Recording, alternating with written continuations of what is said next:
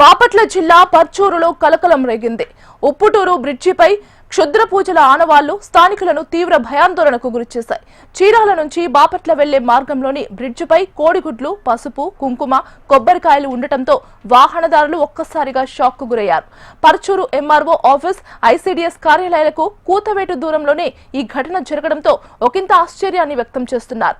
క్షుద్ర పూజల ఘటనపై సమాచారం అందుకున్న పోలీసులు దర్యాప్తు చేస్తున్నారు.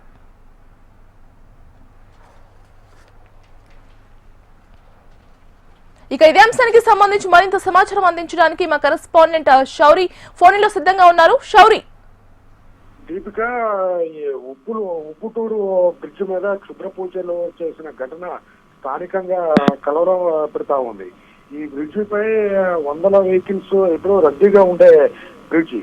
ఈ బ్రిడ్జ్ మీద ఈ కోడిగుడ్లు, తర్వాత ఈ పసుపు, కుంకుమ, కొబ్బరికాయ ఇటువంటి క్షుద్ర పూజలకు ఉపయోగించే వస్తువులన్నింటినీ అక్కడ వేసి ఉండటంతో స్థానికులు గమనించి ఒక్కసారిగా ఈ బ్రిడ్జ్ మీద క్షుద్ర పూజలు చేశారా ఏంటి అని అనుమానం వచ్చింది. అయితే దీనికి ప్రధానంగా ఇంకొకటి ఏంటంటే ఈ పర్చూరు తహసీల్దార్ కార్యాలయం కూడా ఇక్కడ దగ్గరలోనే ఉంటది. అదేకాక ఐసీడీఎస్ కార్యాలయం కూడా దీని పక్కనే ఉంటది. ఈ కార్యాలయాలు ఇవన్నీ ఉన్న దగ్గర ఇటువంటి క్షుద్ర పూజలు ఎవరు చేస్తుంటారు, ఎందుకు చేస్తుంటారు, లేకుంటే ఎవరైనా ఆకతాయిలు చేసిన పని ఏంటా అని చెప్పేసి స్థానికులు కొంత భయాందోళన వ్యక్తం చేస్తున్నారు. పోలీసులు సమాచారాన్ని సేకరిస్తున్నారు, సంఘటన స్థలాన్ని పరిశీలించారు. అయితే ఇది చీరాల నుంచి బాపట్ల మధ్య ప్రయాణించే బ్రిడ్జ్ అనమాట ఈ ఉప్పుటూరు బ్రిడ్జ్ అనేది. ఈ ఉప్పుటూరు బ్రిడ్జ్ మీద నిత్యం వేలాది వెహికల్స్, వందలాది మొత్తం ప్రయాణం జరుగుతూ ఉంటది. ఈ ఇంత పెద్ద ఎత్తున ప్రయాణం జరుగుతున్న ఈ క్రమంలో వీటిలో ఇక్కడ క్షుద్ర పూజలు ఎందుకు చేశారు, అసలు ఎవరు చేశారు, ఎందుకు చేశారు ఏంటి ఒక అనుమానం.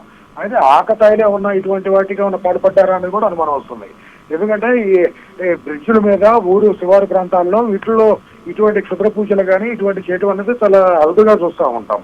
ఎక్కడన్నా 4 కోటల మధ్యలోనో లేకుంటే ఊరు పొలమేరుల్లోనో ఎక్కడో క్షుద్ర పూజలు సహజంగా చేస్తూ ఉంటారు, ఇవి జరుగుతూ ఉంటాయి. కానీ ఈ ప్రాంతంలో ఇక్కడ నిత్యం రద్దీగా ఉండే ఈ బ్రిడ్జ్ మీద క్షుద్ర పూజలు చేయాల్సిన అవసరం ఎవరికి ఉంది, అసలు ఏ టైంలో చేస్తుంటారు, ఎవరు చేస్తుంటారు, గతంలో ఎప్పుడు ఇటువంటి సంఘటన జరగలేదు.